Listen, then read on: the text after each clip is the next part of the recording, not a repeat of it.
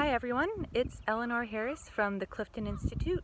It is a beautiful spring day here despite the kind of gray looking sky behind me. It is so nice and warm out, and now that it's finally spring, all I want to do is get out a hammock and lie back and read a good book. So if you're anything like me and you're looking for a good book to read, I thought I would share three that I have really enjoyed recently.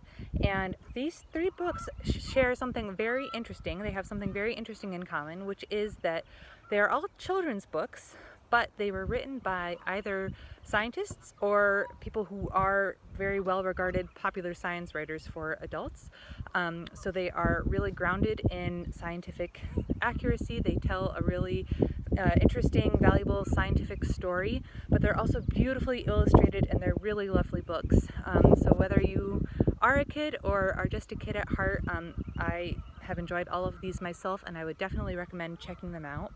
So I'll start from kind of the youngest recommended age and go on up from there. So the first one is Becoming a Good Creature by Cy Montgomery and Rebecca Green. And Allison actually just used this book for our Piedmont Polywogs program, and it's about all of the valuable lessons that we can learn by watching animals all around the world.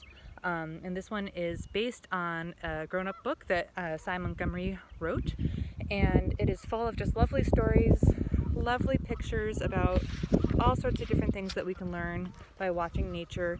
And what we did in Piedmont Polywogs, which I think is a really valuable lesson to learn from this book, is think about other animals that maybe weren't in the book but that are around us in Virginia, and think about what we can learn from them. So that's my first recommendation, Becoming a Good Creature.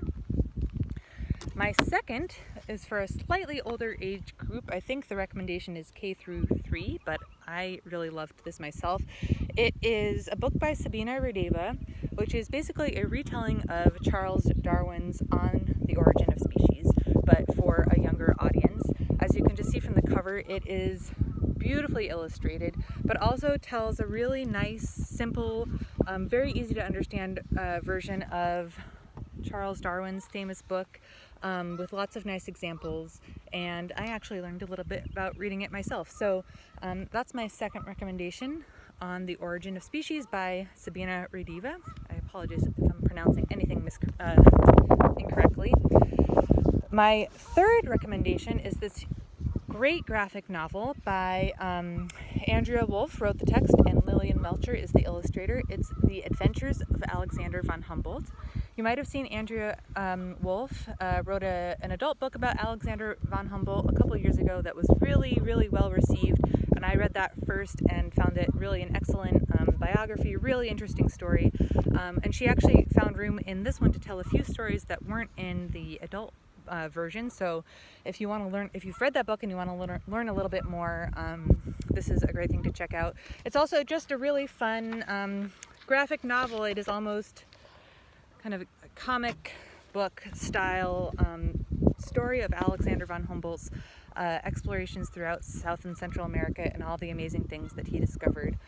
So that's a really fun one as well for a slightly older audience. All three of these I'm sure could be found at the Old Town Open Book in Warrenton or anywhere else where you find books. And I would recommend checking them out. Please let us know if you do read them. I would love to hear what you think. If children's books aren't quite your thing, the last book I wanted to mention is the one that we're reading for our book club coming up in April, which is The Home Place by J. Drew Lanham. The subtitle is Memoirs of a Colored Man's Love Affair with Nature, so it's a memoir of his experience growing up in South Carolina and his life since then as a naturalist. If you've never come to our book club, don't worry, our book club is kind of a changing rotation of whoever reads our book that month.